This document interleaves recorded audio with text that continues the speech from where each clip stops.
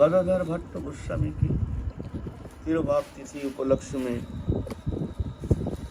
वाणी को पवित्र करने के लिए किंचित मात्र दिग्दर्शन करने की प्रयास कर रहे हैं। तत्कालीन इतिहास बहुत दुर्बल था, जिस कारण हमारे आचार्यों के या तत्कालीन जो बड़े बड़े संत थे उनके जीवन चरित्र की विस्तृत रूप से विशेष कुछ वर्णन मिलता नहीं है।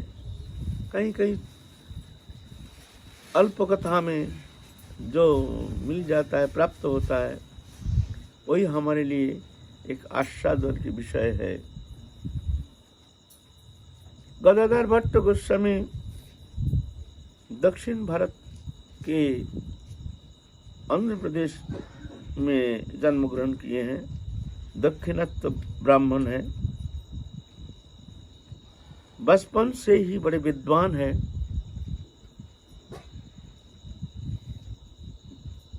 और उनमें विशेषता थी ऐसे कि इतना कवित्व, उनमें लिखनी शक्ति इतनी सुंदर, जो भी कुछ वर्णन करते हैं वो जैसे प्रांजल और बड़े मनोहर ऐसे हो जाता था।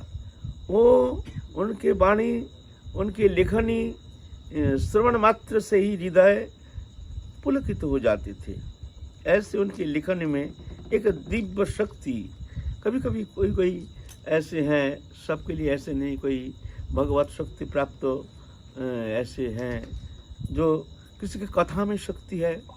कथा तो बहुत होती है, लेकिन सब कथा थोड़ी मनोज्ञ होता है। कभी कभी सुनते हैं, हाँ बैठे हैं, श्रवण कर रहे हैं, सुन रहे हैं, घड़ी देख रहे हैं, अब कथा कब समाप्त होगी, फिर हमको जाना है, कोई ऐसे कुछ परिवर्तन नहीं है ना। और किसी किसी के कथा ऐसे मधुर, ऐसे मनोज्ञ कि चित्त को हरण करने में समर्थ हो, एक एक शब्द। अभी तो कथाकार बहुत है, लेकिन तत्वज्ञ होना चाहिए। कथा ऐसे, हरि कथा ऐसे थोड़ी होती है। अनुभव विहीन, केवल मात्र शब्द प्रयोग के द्वारा सबके चित्त आकर्षण करके उनके भीतर चेतना शक्ति को जगाना, ये सबके द्वारा संभव थोड़ी है, ये परतत्व विषय अनुभव वेद्य कृपा साध्य, भगवत कृपा से जो उस तत्व को अनुभव करने में समर्थ होते हैं, उनकी श्रीमुख से जो हरि कथा मृत उद्गार होती है, वो कथा बड़े मनोज्ञ होता है। क्यों? वो दृष्टा है ना, अनुभवी है, प्रेमी है।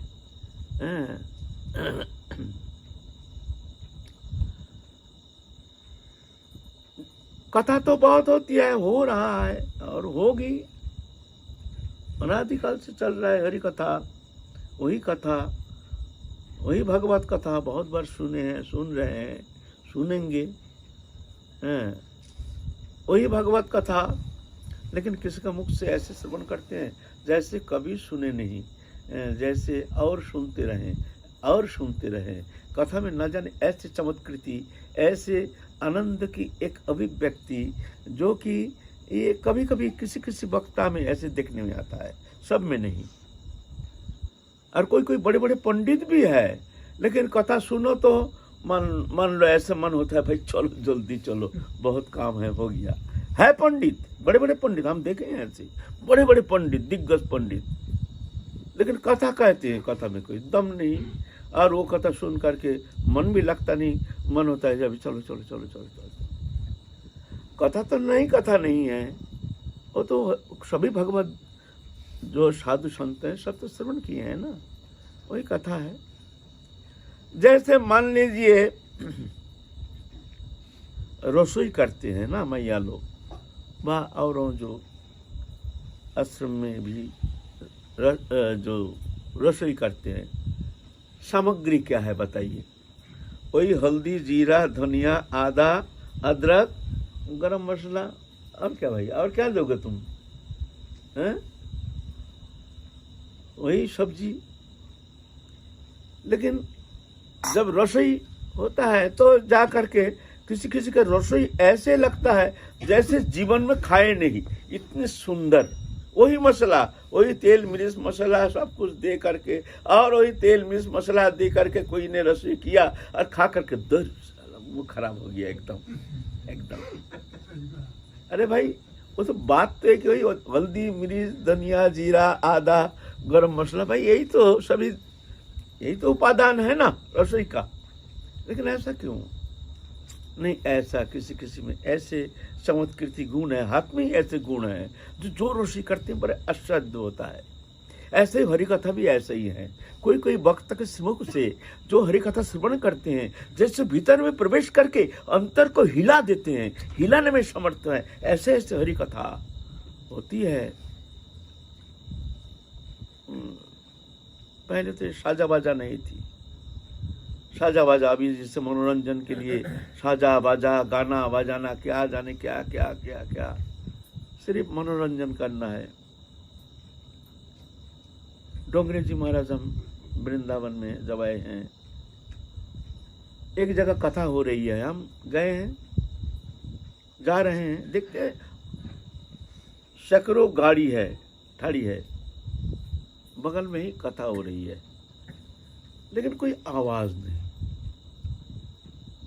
हमारे भाई इतनी सैकड़ों गाड़ी खड़ी है, कोई आवाज नहीं, क्या बात है? सुन रहे हैं, कथा हो रही है, हरी कथा। कहाँ हो रही है? बोलते बगल में ही हो रही है। कथा वाचकों ने डोंगरे जी महाराज, माने इतनी उनकी कथा में इतनी शक्ति, जो कोई आवाज नहीं, कोई साजा बाजा, कुछ नहीं, कुछ नहीं, अपने गोपाल जी को सामने रखते हैं और कथा कहते हैं, एकदम मंत्र मुग्धवत। जब तक वो कथा कहते हैं जैसे अमृत वर्षा हो रही है, ऐसे उनकी कथा में इतनी शक्ति। लाखों श्रोता डोंगरे जी महाराज की, ऐसा दम था, वो शक्ति थी, अनुभवी थे। ऐसे अनुभवी होना चाहिए। सराग निराग वक्ता द्विविध परिकीर्तित सराग कामिलोलुप तत्कथरिद न संस्पृशेत उपदेश करतीव न आचरण करती च अपरिक्षुपदिष्टं यत् लोकनाशाय भवेत्। ऐसे वो कहते हैं, सराग निराग दो प्रकार वक्ता है।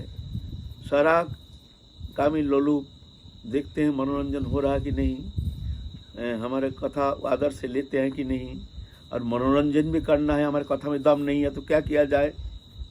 तो साजा बाजा, नाना प्रकार गाना बजाना, कैसी भी हो, अच्छे अच्छे कलाकार लाते हैं, बड़े बड़े कलाकार लाते हैं, उनके संगीत के ऐसे माधुर्य जो सुन करके बड़ा आनंद लगता है। आनंद लेना है ना, ऐसा ना कथा। तो सराग निराग वक्ता, उनसे कोई लेना देना नहीं है। वो जो प्रभु के इच्छा जो कहते हैं, जो बुलाते हैं, हृदय में प्रभु स्फुरित होकर के जो शब्द बुलाते हैं, वो मंत्र मुग्धवत वो शब्द बोलते हैं। वो जानते नहीं मैं क्या कह रहा हूँ, हमको क्या कहना चाहिए। वो भाव में विभावित तो होकर के ऐसे कथा प्रवचन करते हैं, जिस कथा श्रवण करके भक्त भी मंत्र मुग्ध हो जाते हैं। वो कथा में दम है, शक्ति है।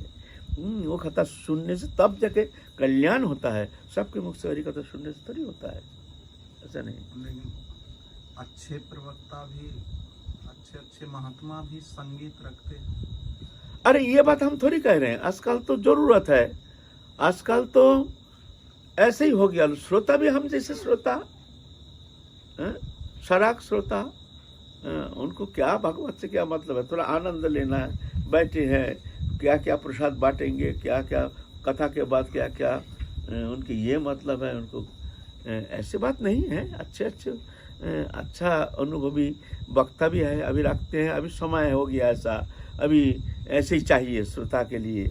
ऐसे बहिर्मुख जीवात्मा ज़्यादा है, श्रोता जिनसे भगवत कथा से विशेष कुछ लेना देना है नहीं, वो जाते हैं थोड़ा सा आनंद प्राप्त करने के लिए। विक्षिप्त चित्त है, संसार में कोई शांति नहीं, सुनते हैं कथा में बड़ा आनंद है, चले जाते हैं, बैठते हैं, ऐसी बात है। ऐसा बात नहीं है, अच्छे अच्छे वक्ता तो है, ये बात नहीं कहती है। मेरा कहने का मतलब कभी कभी हम जैसे वक्ता मान लो ऐसे जो अनुभवी नहीं, वो शब्द में दम नहीं होता है। हम ऐसा नहीं कहते सभी ऐसे हैं, अच्छे अच्छे अनुभवी संत हैं। ये तो भारत भूमि है, यहाँ तो बड़े बड़े संत हैं, बड़े बड़े अनुभवी हैं, ऐसे नहीं। तो ये गदाधर भट्ट जो गोस्वामी हैं, ये ऐसे ही एक वक्ता थे, ऐसे ही वक्ता। और इतना सुंदर पद रचना करते थे। उनके पद रचना दक्षिण भारत में बैठ करके पद रचना करते हैं, और उनका नाम फैल गया सारा भारत में, सारा भारत में नाम फैल गया। और ऐसे ही एक पद किसी भक्त ने आए हैं वृंदावन में, ये पद ऐसे है ना जो कि माने बंगाल में कोई पद करता, कोई संगीत रचना की किताब लेके हम आ गए हैं, आकर के वृंदावन में दिखा रहे हैं, देखो हमारे वहाँ बंगाल के ऐसे एक अच्छा पद करता। ऐसे ही कोई दक्षिण भारत से आए हैं वृंदावन में, चलो वृंदावन घूमने चले, तो ऐसे ही पद लेकर आए हैं तो जीव गोस्वामी के पास। जीव गोस्वामी उस समय भारत के सबसे बड़े पंडित हैं, अनुभवी हैं, महाप्रभु के पार्षद हैं। महाप्रभु के पार्षदों के अंदर जीव गोस्वामी जैसे पंडित न पहले कोई हुआ ना भविष्य में कोई हो सकता है। ऐसे कहते हैं, पंडित जन कहते हैं, ऐसे हम नहीं कह रहे हैं, बड़े बड़े पंडित जन ऐसे कहते हैं, इतने बड़े विद्वान अनुभवी। तो उसमें एक पद हाथ में आया जीव गोस्वामी पद के, वो तो पद तो हमारा याद नहीं है, लेकिन थोड़ा सा मूल जो अनुवाद ऐसे हैं कि रे सखी मैं तो श्याम रंग में रंग गई, जो मेरे आंख से पलक के लिए वो श्याम कहीं जाते ही नहीं, मैं छोड़ भी नहीं सकती हूँ और श्याम भी कहीं जाते नहीं, ऐसे मैं श्याम रंग में रंग गई। ये पद की मूल है। और फिर और पद में लिखते हैं, जो रे सखी हमने सुनी है कि कोई श्याम गोचरण करने में जाते हैं जंगल करने के लिए, तो वो श्याम कौन है? अरे श्याम तो हमारे आंख में बैठ गई है, वो तो हमारे पलक की छोड़ करके कभी जाते ही नहीं, तो वो कौन श्याम है जो गोचरण करने के लिए जाते हैं? ऐसे पद में ऐसा था। इतनी प्रेमी तो ये सुन करके पढ़ करके जीव गोस्वामी दिखे थे बड़े प्रेमी, बड़े अच्छे संत, रसिक संत हैं। ऐसे कहाँ दक्षिण भारत साउथ इंडिया में रह करके ऐसे वृंदावन भाव में विभावित तो कृष्ण प्रेमी विभावित चित्त वृत्ति, ऐसे तो बहुत देखने में कम आता है। ऐसे भक्त अगर यहाँ आ जाए तो ऐसे भक्त संगों से हमको कितना आनंद होगा। उस समय वृंदावन में तो अभी के जैसे ऐसे हजारों वैष्णव, हजारों साधु संत, ऐसा तो उस समय थोड़ी था, 2-4 ही आते थे। जंगल था, जो आते थे वो भी भजन करने के लिए ही आते थे, कोई सुविधा थी ही नहीं, खाने का, पीने का, रहने का कोई सुविधा नहीं। दिन में मुसलमान पीरियड था, अत्याचार करते थे, साधु संत देखने से मारते थे, पीटते थे, काटते थे, दिन में छुपे रहते थे बहुत जगह। ऐसे ऐसे बड़े कष्ट से भजन करते थे। जो आते थे सब भजन करने के लिए आते थे। संत कम है, जीव गोस्वामी दिखते हैं ऐसे प्रेमी संत अगर वृंदावन में आ जाए तो बड़ा आनंद आ जाएगा। इनके संग में, इनके सानिध्य में रह करके हम भी एक कृष्ण प्रेम में पुलकित हो जाएंगे।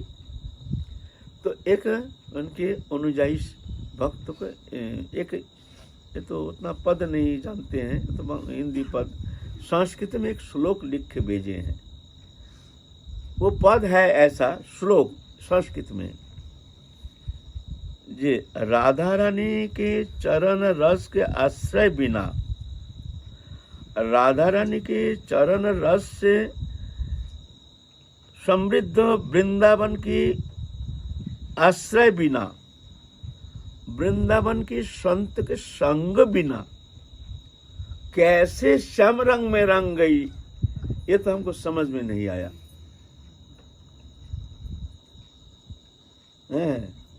लिखे है संस्कृत में, राधा रानी आह्लादिनी शक्ति राधा रानी के चरण आश्रय बिना, उनकी चरण रज में विभावित तो वृंदावन की चरण रज आश्रय बिना, वृंदावन में प्रेमी संत के संग बिना कैसे श्याम रंग में रंग गई। बोले ये पत्र लिख करके तुम जाओ। बड़े प्रेमी संत हैं, तो 2 भक्तों को भेज दिए हैं। कवल्ली थी, वो तो बड़ी प्रसिद्धि थी उस समय, चले गए हैं आंध्र प्रदेश में, जहाँ रहते थे, क्या एक तो गाँव है उधर, वहाँ चले गए हैं। जा करके प्रातः काल गदाधर भट्ट गोस्वामी दातन कर रहे थे, साफी पहन के, खाली बदन, स्नान करेंगे, प्रातः स्नान करेंगे, कुआ के पास बैठ करके भगवत चिंतन कर रहे हैं, दातन कर रहे हैं। गृहस्थी है, कोई साधु वेश नहीं, कोई पहचान नहीं है। तो 2 भक्त जा करके पूछते हैं, जी इनसे ही पूछ लूं भाई गदाधर भट्ट कहाँ रहते हैं। तो गदाधर भट्ट से कहते हैं, यहाँ गदाधर भट्ट जी कौन है, कहाँ रहते हैं, आप जानते हैं। तो गदाधर भट्ट देखते हैं, यहाँ हमको कौन पहचानता है। तो पूछते हैं, आप कहाँ से आए हैं। हम वृंदावन से आए हैं। बस वृंदावन का नाम सुनते ही बस अश्रु कंप पुलक शेद वैवर्ण स्तंभ, एकदम अष्ट सात्विक विकार से विकारित हो रहे हैं। एकदम देखते देखते एकदम वृंदावन का नाम सुनते ही एकदम लुढ़क गए। कैसे प्रेमी संत।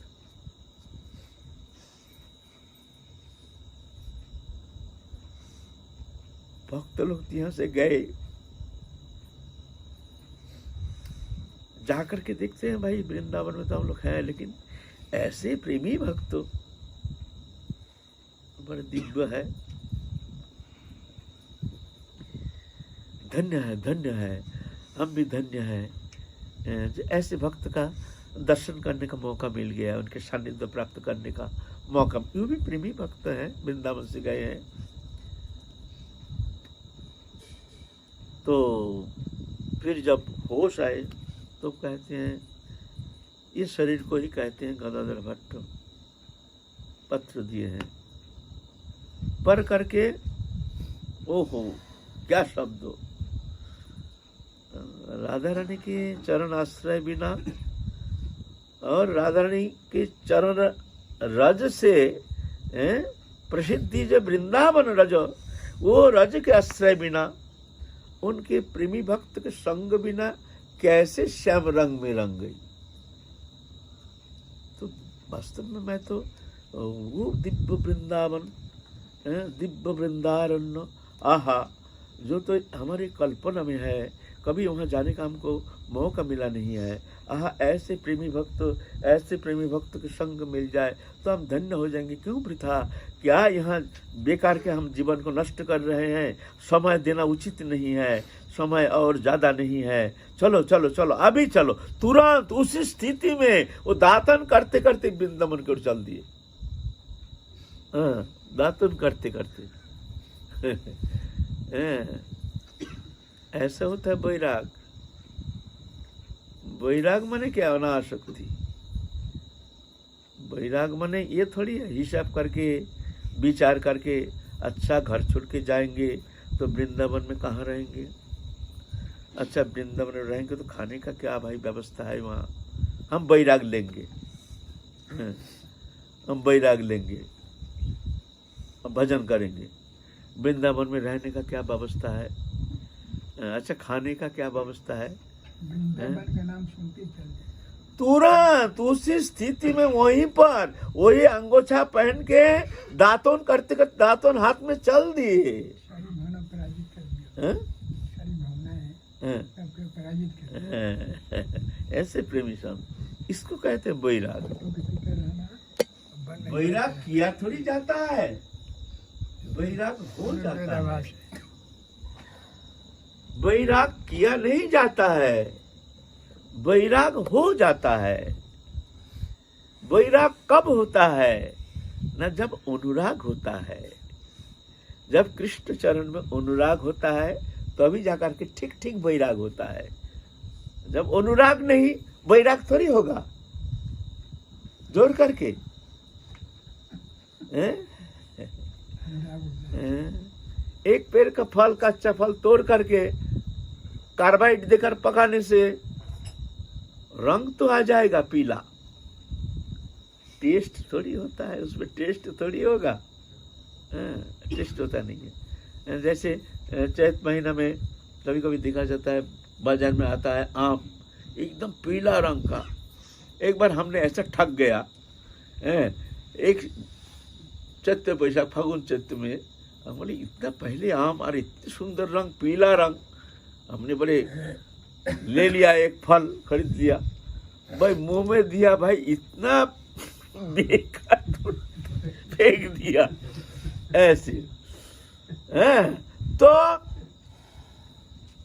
कपड़ा तो रंगा सकता है लेकिन मन थोड़ी रंगता है। जब मन रंगेगा तभी जाके वैराग होगा, जब अनुराग होगा तभी जाके वैराग होगा। उधर जितना अनुराग बढ़ता रहेगा, दृश्य माने जागतिक वस्तु पदार्थ के प्रति वैराग माने अनासक्ति उतना होता रहेगा। ये फॉर्मूला है। इधर मन लगा नहीं, इधर मन हटा नहीं, ये है। रोशनी है नहीं तो अंधकार है। 0 पावर का रोशनी आया तो उतना ही अंधकार, थोड़ा सा गया। 40 पावर का बल्ब जल गया तो उससे और थोड़ा उजाला हो गया। फिर 200 पावर का बल्ब जला तो और उजाला हो गया। हेलोजन लगा लिया तो और उजाला हो गया। ऐसे ही जितना मन रंगता जाएगा, ऑटोमेटिक मन से दृश्यमान देहो दैहिक वस्तु पदार्थ के प्रति अनासक्ति आ जाएगी। इसीलिए हमारे शास्त्र क्या कहते हैं, जनत न पुकार कृष्ण मनोनिवेशायत। कैसे भी हो मन को रंगाओ, मन को लगाओ, मन को लगाने का कोशिश करो। इधर तोड़ने का चेष्टा करना चाहिए लेकिन ऐसा नहीं, इधर तोड़ा नहीं जाता है, वो जाएगा नहीं। मन को रंगाने का कोशिश करो। तो कैसे रंगेगा? न बिनु सत्संग ना हरि कथा, तेह बिनु मोह न भाग, मोह गए बिनु राम पद होए न दृढ़ अनुराग। सत्संग, कैसे सत्संग? न प्रेमी भक्त का संग, अनुभवी भक्त का संग, त्यागी, त्यागी माने विरक्ति, विरक्ति माने अनासक्त, विरक्ति माने ये नहीं संसार से सब छोड़ छाड़ के आ गया विरक्ति। विरक्ति माने अनासक्ति। विरक्ति संसार में रह करके भी एक परम विरक्ति हो सकते हैं। कोई ये ना सोचे कि जंगल जाने से विरक्त हो जाता है।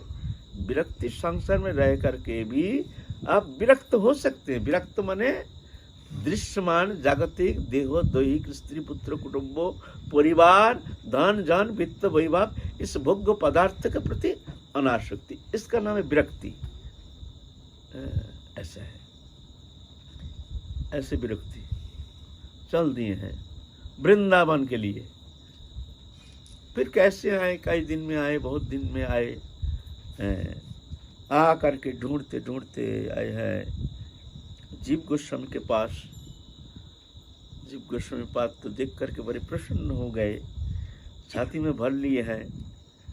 ऐसे प्रेमी भक्त के स्पर्श पा करके अश्रु कंपो पुलक शेद वैवर्ण स्तंभ, ये अष्ट सात्विक विकार से विकारित हो रहे हैं, धूल दूषित हो रहे हैं, वृंदावन में लोटपोट खा रहे हैं दोनों प्रेमी भक्त जीव गोस्वामी और गदाधर भट्ट गोस्वामी। आहा, दो प्रेमी भक्त के कैसे मिलन, अद्भुत मिलन है। तो फिर वृंदावन में रह गए हैं। उसमें दीक्षा भी लिए नहीं। दीक्षा लेने के पहले इतने अनुराग, बताइए। होता है ये पूर्व जन्मजात संस्कार लेकर के कभी कभी कोई जन्म लेता है, तो अरे ये तो पार्षद तनु है, ये तो महाप्रभु के पार्षद तनु है, इनका तो कहना ही क्या है, ये तो जन्म से ही वो प्रेम लेके ही जन्म लेते हैं, है ना। जैसे कोई कोई फल है, साधारणतः नियम क्या है, पेड़ में पहले फूल होता है फिर फल होता है, समस्त ऐसे ही नियम है समस्त वृक्ष का।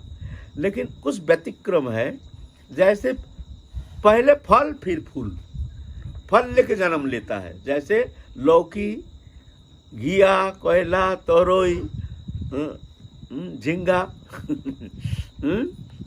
धुंधुल, फिर आपका चिचिंगा कहते हैं बांग्ला में, वो पहले फल होता है और माथे में थोड़ा सा फूल दिखा हुआ होता है। फूल, फल का कारण, फूल के कारण फल होता है ना, फूल होता है, फूल के कारण फल होता है।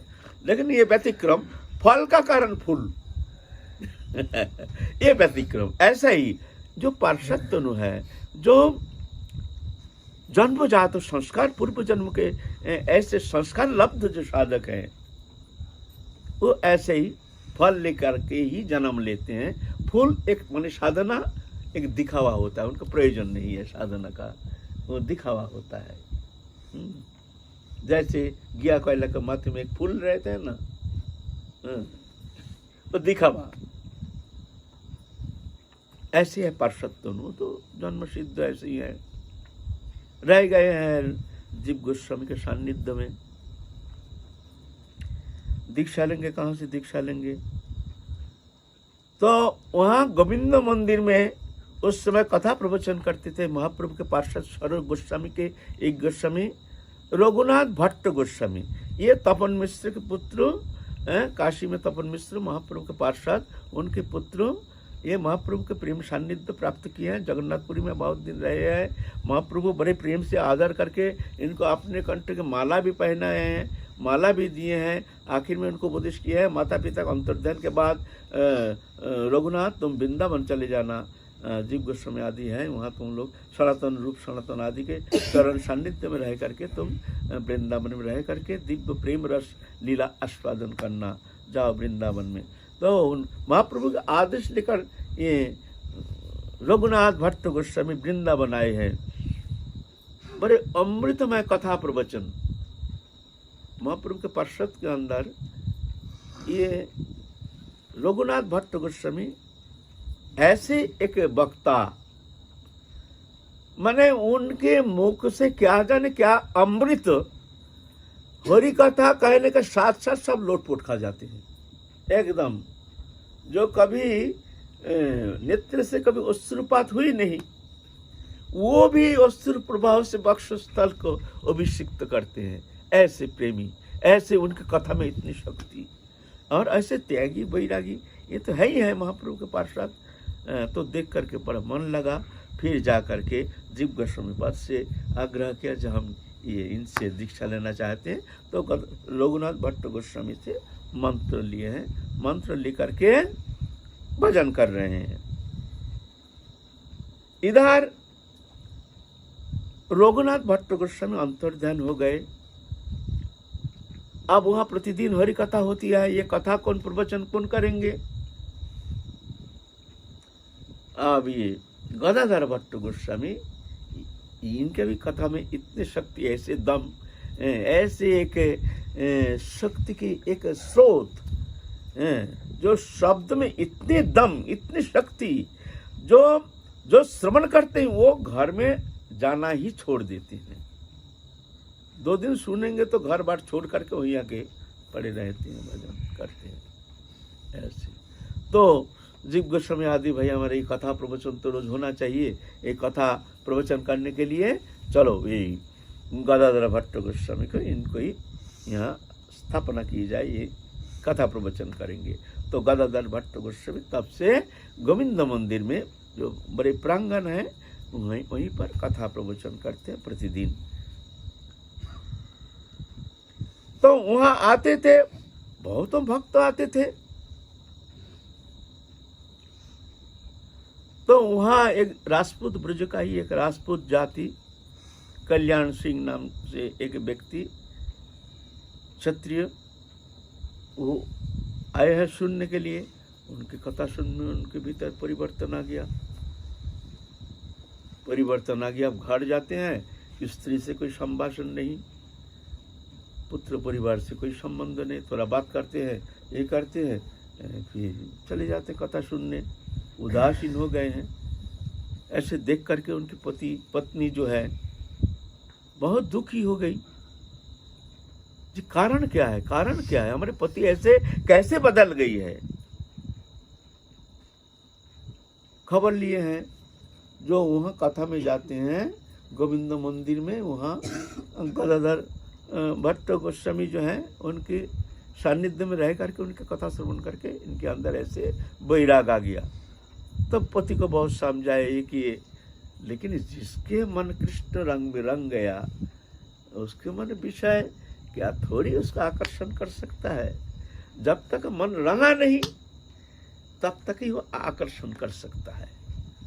अब रंग गया तो अच्छा लगता नहीं, पत्नी कहने से क्या होता है, मन रंग गया क्या करे। जोर करके वैराग होता है, जोर करके प्रेम थोड़ी होता है। प्रेम किया नहीं जाता, प्रेम हो जाता है। तो ऐसे ही कृष्ण प्रेम हो जाता है।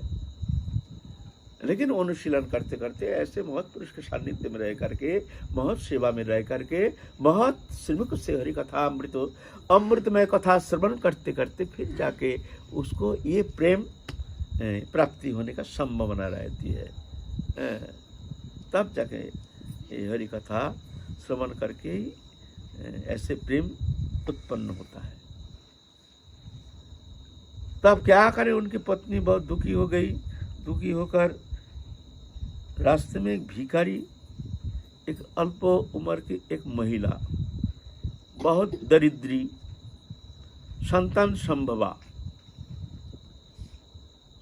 लेकिन महिला थोड़ा स्वभाव में भी थोड़ा खराब थी।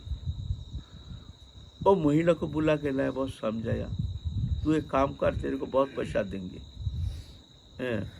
क्या करना है न, कुछ नहीं, तू सिर्फ जाना वहाँ कथा में जाकर के तू जाके ये कहना कि तुमने हमारे बहुत तो कल्याण किए, अब हमारे तरफ देखो, तो हमारे इस स्थिति में तुमने रख करके तुम यहाँ आके कथा प्रवचन करते हो, हमारे तरफ थोड़ा देखो,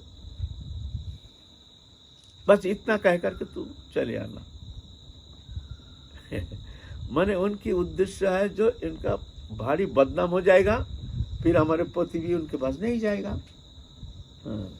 जी ये तो साधु नहीं, ये तो बेकार है, ऐसे हैं तैसे हैं सब। और क्रोध भी है मन में, जो हमारे पति को इस तरह से संसार से मनोवृत्ति को हटा करके उनके अपने कथा में ऐसे खींच लिया। तो प्रतिशोध लेने का भी एक भीतर में एक जलन। तो महिला ने पहले तो मना किया, फिर बोलते नहीं ले, तू 20 रुपया दिया।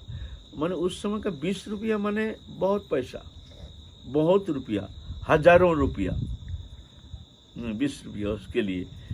तो 20 रुपया पा करके वो तो बहुत सोचे हैं, भाई क्या है 2 मिनट का 2 शब्द ही तो कहना है। कथा कह रहे हैं, कथा कहने का बाद फिर अच्छा आज की कथा ही समाप्ति। अच्छा, महाप्रभु की कृपा होने से फिर काल हम लोग फिर आस्वादन करेंगे। जय जय श्री राधे। इतना में महिला कह रही है, हाँ सुनो, तुमने बहुत कथा कह लिया, ठीक है, अच्छा है, हम भी तुम्हारे कथा में इस तरह से आए। हमारे जो स्थिति दशा, अब इस विषय तो थोड़ा चिंता करो। यहाँ तो कथा तो कह रहे हो, अच्छा है, हमारे तरफ थोड़ा ध्यान दो। हमारी ये दशा तुमने किया और हमारे तरफ तुम्हारा कोई ध्यान नहीं। गोस्वामी देखते एक युवती महिला, संतान संभवा, अंतःसत्ता, ये क्या कह रही है। पहले तो घबरा गई, ये क्या कह रही है। चुप हो गए सब श्रोता, सब शांत।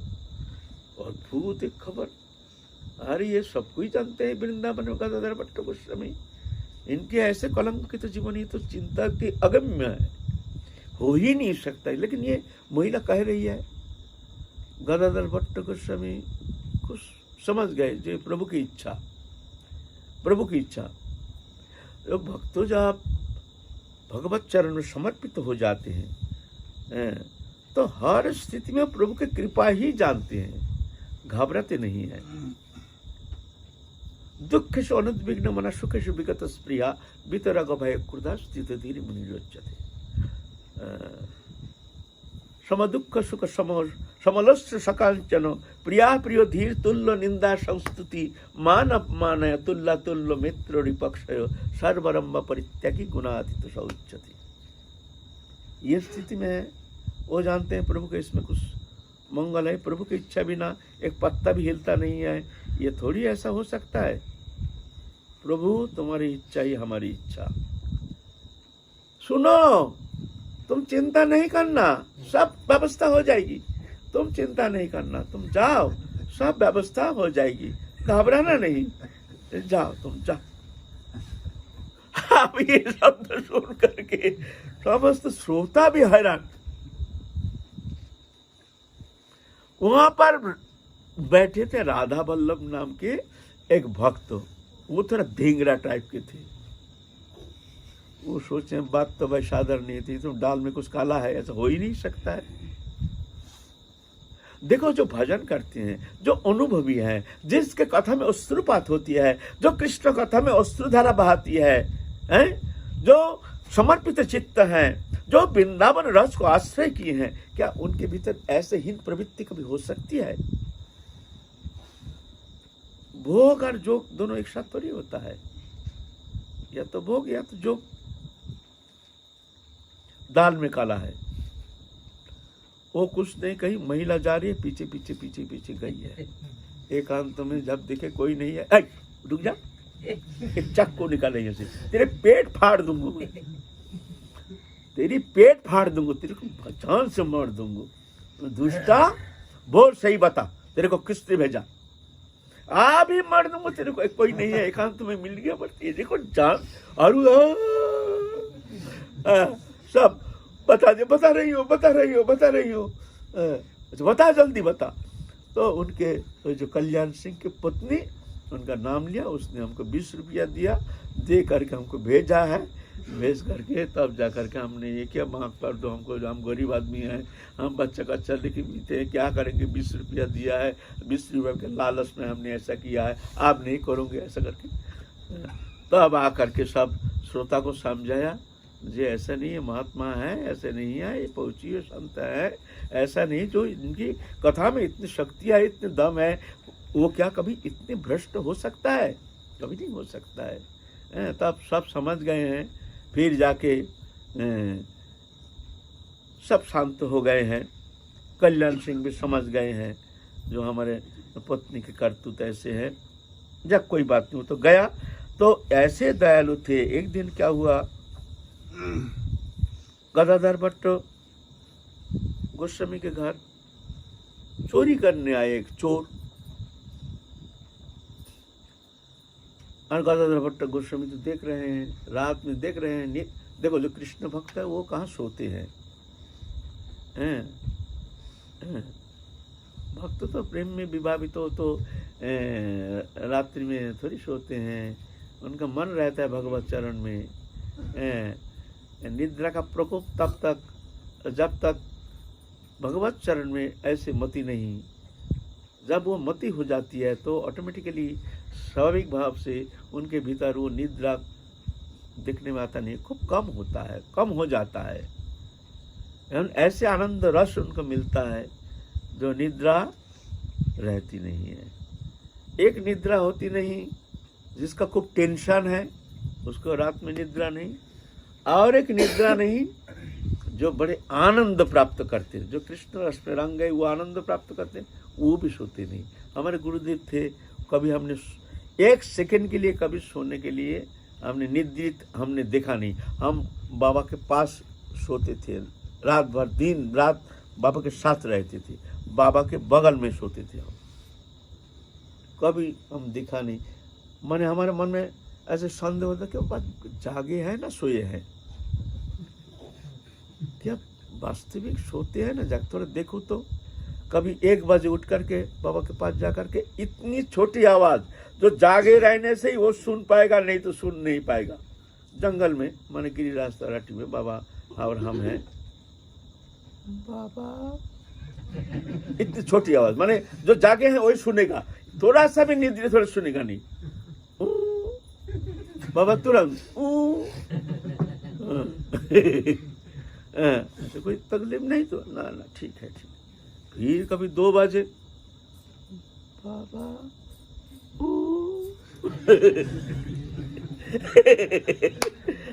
कभी अब ऐसा उचित नहीं गुरुदेव को परीक्षा करना, लेकिन हमारा मन कभी कभी ऐसा हमको संदेह होता कि दिन रात कभी सोते नहीं है, कभी सोते देखा नहीं है, ना दिन ना रात। ऐसे हैं जो प्रेमी भक्त हैं, जो दृष्टा पुरुष हैं, जो कृष्ण रंग में रंग है, जिनकी चित्त वृत्ति निद्रा कहाँ। ये तो हम जैसे साधक के लिए निद्रा है, जहाँ वहाँ पहुँचे नहीं, जहाँ प्रेम को कोई स्पर्श नहीं, चित्त वृत्ति कठोर है, दृश्यमान जागतिक वस्तु पदार्थ के प्रति आसक्ति है, लोभ लालसा दंभ अभिमान मान प्रतिष्ठा आदि है, तब तक कहाँ, तब तक तो निद्रा ही निद्रा ही अच्छा लगेगा। मैं अपनी बात कह रहा हूँ, हमारे जो दुर्दशा है वो मैं को कहना है।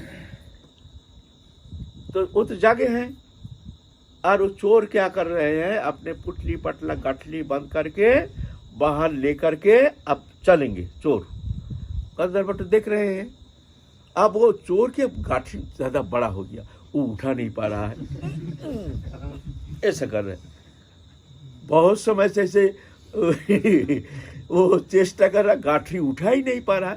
गदर भुट्टो गोस्वामी आस्ते आस्ते जा करके उनके सामने अंधकार तो ले भाई पकड़ पकड़ पकड़ पकड़ पकड़ पकड़, गाठी उठा रहे हैं।